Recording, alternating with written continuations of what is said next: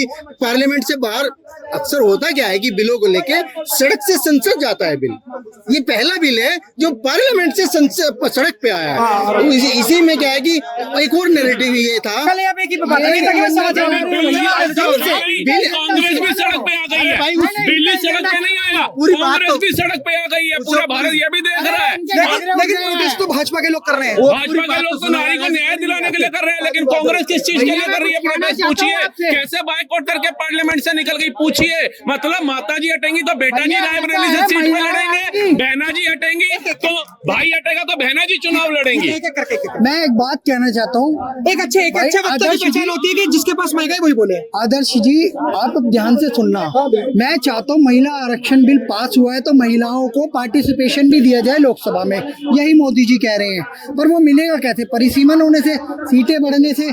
लेकिन उसमें कुछ लोगों ने कहा मुस्लिम महिलाओं को आरक्षण दो। ये है कि नहीं दलाली मुसलमानों की? भाई जब महिलाएं हैं तो मुसलमान भी होगी, हिंदू भी होगी, पारसी भी होगी, सिख भी होगी, बौद्ध भी होगी, सबको मिलना चाहिए। ईसाई भी होगी, महिलाएं हैं। अब 33% सुन लो। परिवारवाद की जो एक खेप है, सोनिया गांधी सांसद बन गई राज्यसभा से, प्रियंका वाड्रा बन गई वायनाड से, राहुल गांधी बन गए कहाँ से? अमेठी से। अब आगे सुन लो, डिम्पल यादव वहाँ बैठी है, धर्मेंद्र यादव वहाँ बैठे, अखिलेश यादव बैठे यूपी से सांसद बन के आ गए, ठीक है। और उसके अलावा डीएमके पार्टी, उनके भी वहाँ पे पार्टिसिपेशन बैठे। ये सारे परिवारवादी लोग चाहते ही नहीं कि महिलाएं वहाँ पे आए, और ये लोग कह रहे हैं एकदम से ही लेके आ गए। परिसीमन नहीं करा, परिसीमन हो गया तो ये हो जाएगा। मोदी जी को आशा थी कि विपक्ष की महिलाओं का, मोदी जी को आशा थी कि विपक्ष के कुछ लोगों का दिल पसीज जाएगा, वो भी महिला आरक्षण की तरह महिलाओं के लिए सीट बढ़ाने के लिए परिसीमन का, डिलिमिटेशन का समर्थन करेंगे। लेकिन उन्होंने नहीं करा। मोदी जी का जो ये सपना था माताओं बहनों का पार्टिसिपेशन कराने का, उसके ऊपर मोदी जी की पीठ में विपक्ष ने छुपाया। और ये जो सड़क पे उतरे हैं लोग, मुझे लगता है विपक्ष के विरोध में उतरे हैं। देखिए इन्होंने बहुत अच्छी भाषा में, सिंपल भाषा में ये बताया कि अपोजिशन महिला विरोधी है, जो इन्होंने डिलिमिटेशन को लेकर महिला आरक्षण से जोड़ा। देखो मैं बिल्कुल क्लियर बता रहा हूँ, जितनी मेरी समझ है, सरकार को तो बहुत बड़ी समझ है, बहुत अच्छे विशेषज्ञ होते हैं उनके पास। उनको करना क्या है? बहुमत है उनके पास। नहीं, ये बहुमत नहीं है ना, दो तिहाई है। 2 तिहाई की नहीं, सरकार का तो बहुमत है ना भाई। लेकिन सर कोई भी एक मिनट, आपको पता है ना बिल कितने तरीके का होता है? मेरी बात तो पूरी कर लेंगे भाई, आप आगे से आगे क्वेश्चन में क्वेश्चन करते चले जाओगे। तो उनको क्या है कि प्री सीमन का क्लोज हटा के आरक्षण बिल में से जो पास हो चुका है 2023 में जी, उसका क्लोज हटा के, उसका क्लोज तो हटाने का बहुमत है ना उनके पास, है ना, और लागू कर दे। अभी भी इस चीज को लिख के लागू कर दे कि जब परिसीमन होगा तो सीट बढ़ा के और महिलाओं का आरक्षण उसी हिसाब से बढ़ाया जाएगा। अभी हम 43 पे 543 पर ही लागू कर रहे हैं। कौन रोक रहा है? सही बात। कौन रोक रहा है सरकार को, और कौन मोदी जी को रोक सकता है इस काम को करने से? आपने जो सवाल बोला मैं इनसे आंसर ले लेता हूँ। ये कह रहे हैं कि अगर आपको आरक्षण देना ही है तो 850 सीट जब हो जाएंगी तभी क्यों दे रहे हो? अभी भी 543 सीटें हैं, आप उस पर 181 आरक्षण दे दो। मतलब जिनके पास भी मेल सांसद है, कोई भी पार्टी से हो, उनको हटा एक्सचेंज करके फीमेल लगा दो। मेल की पूरी मतलब बीजेपी ने तो कितनी सीटों पे महिलाओं को लड़ाया। आप एक उदाहरण मुझे ये भी दे दीजिए, कांग्रेस ने कितनी सीटों पे महिलाओं को लड़वाया? अखिलेश यादव की पार्टी ने, एसपी की पार्टी, समाजवादी पार्टी ने कितनों पे लड़ाया, बता दीजिए। और एक चीज ये बताइए, अगर मोदी सरकार सीटें बढ़ाने की एक योजना लेकर के आई है, परिसीमन जिसको ये कहा जा रहा है, अगर लेकर के आई है तो ऐसे लेकर के, दिल्ली कितनी बड़ी है, 7 सांसद है यहाँ के। फिर ये लोग कहते हैं सांसद काम नहीं करते, सांसद काम नहीं करता है। इतनी बड़ी लोकसभा में कितना काम कर रहे हैं? सांसद का फंड कितना होता है? पूछिए इनको, पूछिए ना, नहीं जवाब होगा इनके पास।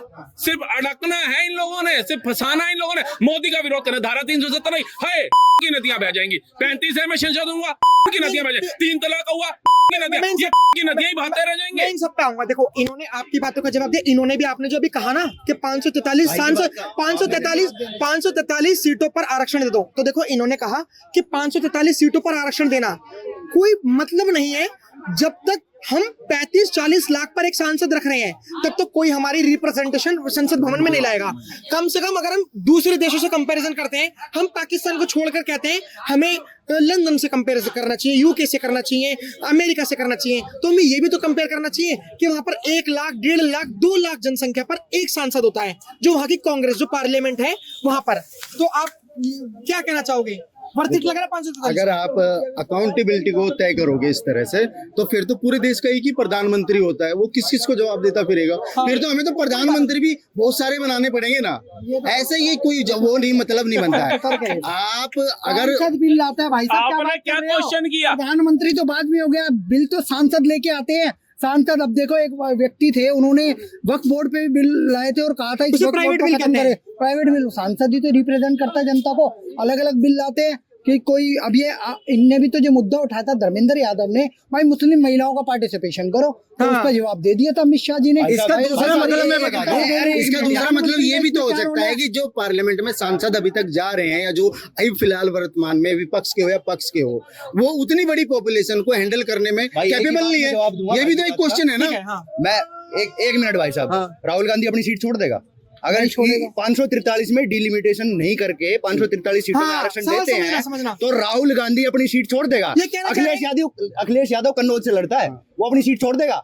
अगर महिलाओं के लिए सीटें आरक्षित इतनी सीटों में करी जाती है तो खाली 543 बीजेपी में, देंगे तो रुक जाओ भाई साहब, 33% सीट महिलाओं के लिए आरक्षित कर दी गई, मान लेते हैं हम 543 सीटों में से, ठीक है। ये परिवारवादी पार्टियां जो देश के ऊपर बैठी आज कर रही हैं, ये देश को 2 मिनट में हिंदू मुसलमान में तोड़ने के लिए उतारू हो जाती है, SC ST में काट देती है, कैसे न कैसे करके देश में लोगों को लड़वाना चाह रही है। ये इन पार्टियों के सरगना ये अपनी सीटें छोड़ देंगे क्या?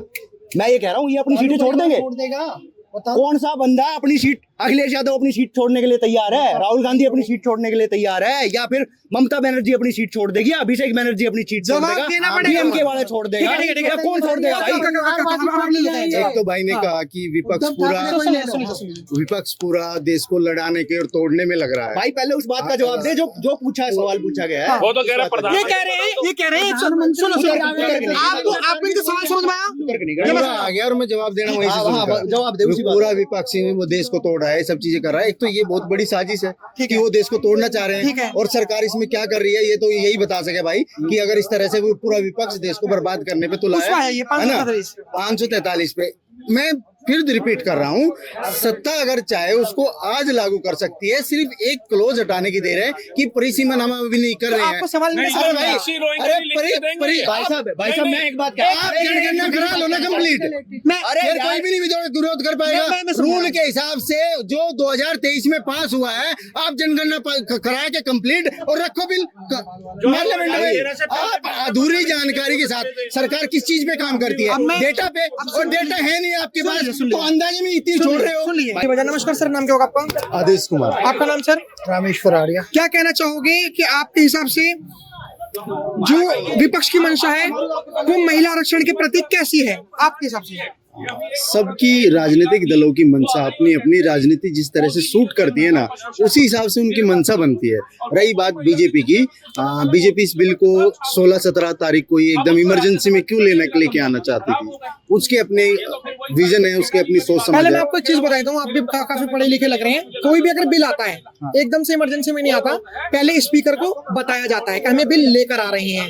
पूरी जगह बात फैलती है, विपक्ष वगैरह को सबको पता होता है, जितने भी सांसद होते हैं उनके पास नोटिफिकेशन जाता है कि ऐसा बिल आने वाला है। तो एकदम से तो इमरजेंसी में कोई बिल नहीं आता। नहीं, मेरा इमरजेंसी से मतलब था कि वो लास्ट की जो कुछ मिनटों में जो रखा गया ना, शाम के टाइम, जिस दिन वो रखा गया, शाम के टाइम रखा गया है, अगले दिन सबको पता लगा है। दूसरी बात, उनको बीजेपी का एक मुझे अच्छा काम ये लगता है कि वे अपने समय और राजनीति की सुविधा के हिसाब से नैरेटिव अपने आप सेट करके रखते हैं। 24 घंटे तो- राजनीति करते, खुला बोलो ना। हाँ, नहीं, नैरेटिव राजनीति करनी तो उनका धर्म है। उसी पे हूँ मैं उसी पे हूँ।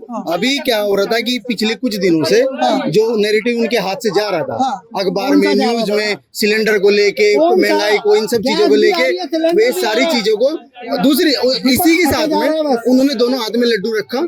या तो सब डर जाएंगे महिला बिल से, पूरा विपक्ष साथ देगा तो हम परिसीमन कर लेंगे अपने हिसाब से, सब सेटिंग बैठा के इलेक्शन के लिए पूरी तैयारी। नहीं होगा तो पूरे देश में जो हो रहा है, जो आपने कहा ना थोड़ी देर पहले